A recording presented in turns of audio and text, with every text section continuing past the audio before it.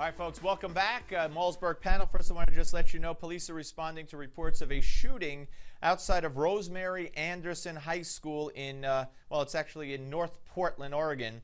Early reports say a 17-year-old was shot in the back, it just says in back, and a separate female student was shot in the chest. Police are searching for suspects in the shooting, so we'll keep you up to date if we get any more details on that. Okay, the panel, we're rejoined by Kevin Jackson from blacksphere.net and author of Race Pimping, the multi-trillion-dollar business of liberalism, and we're trying to regain Christy Setzer, who might have been overwhelmed by the handsomeness of Kevin Jackson. Kevin, let me ask you about a poll that's out there, and this is the Ferguson and Staten Island grand jury verdicts, and sure. 55 to 33 Americans agree with the grand jury verdict in Ferguson, but blacks 83% disagree with that grand jury verdict, and a majority of Democrats, by the way, a little over 50% disagree with that as well.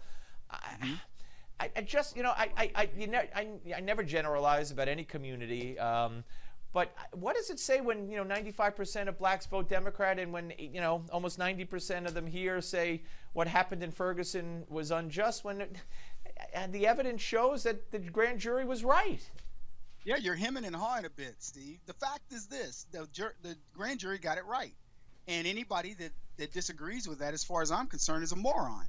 And, you know, we're afraid to say these things because we're worried about the backlash of what's going to happen if we tell the truth. Look, Michael Brown, I'm almost sick of talking about this kid. He was a thug. He attacked a cop. You do that in most places in the world, you're going to be dead. End of story. So what it is you have to ask yourself, what's the deeper meaning here? And the deeper meaning is that the race pimps are out there trying to sell the narrative that this guy's leading the next generation of a civil rights movement that doesn't need to occur in America. If there is a second civil rights movement afoot, it's in order to free all of Americans from an oppressive government. We're not just freeing black folks, we're freeing everybody. Government is spending money like crazy. We just approved a $1.1 trillion bill, part of which is going to allow for the illegal immigration, the amnesty for who knows, millions of illegals, not illegal immigrants, to come to this country, and we have no voice. This is after an election where the conservatives won overwhelmingly. This shouldn't even be on the docket, but we're still in this mode of doing this. And Ferguson is a perfect example. If Obama were a white president, I guarantee you there'd be a totally different response to what's happening to him. So Ferguson is just a backdrop for this very small percentage of people who want to essentially command that America do this bidding, which is have half the country pay for the other half of the country to do nothing.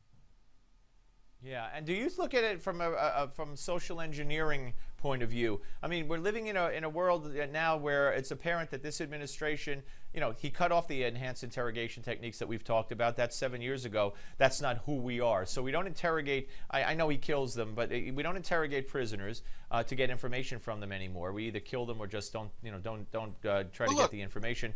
And with regard to the police, up is down, down is up. Now, you know, you got to talk nice to the criminal before you arrest him. Sure. You got to, you know, try to figure out why he did what he did before you arrest him. Or I mean, it's the world turned upside down. Yeah, the world is upside down because let me tell you something. If I were president of the United States and you had an American citizen that was on vacation or helping out in a foreign country and you kidnapped them and threatened death, and we say, well, if we know where they are, we have someone who can get to that information, and we don't do everything we can, and I'm talking about threaten to kill the entire village or whatever, as far as I'm concerned, you haven't lived up to your job as president. Now, a lot of people may find that to be harsh because it's easy to talk about it when it's somebody else's kid. But let somebody's child be directly involved, and you'll find out it's a very different thing, and that's where the world is upside down, and people like Christy seem to get it wrong. Well, I wish Christy were here, but maybe next time. And Kevin, always great to talk to you. Merry Christmas if we don't speak before then to you and your lovely wife. All right, man. Take care. Take care. All right, folks. We're coming back. You know it, you love it, you got to have it. It's Give Me 5, and it is next on Newsmax Television.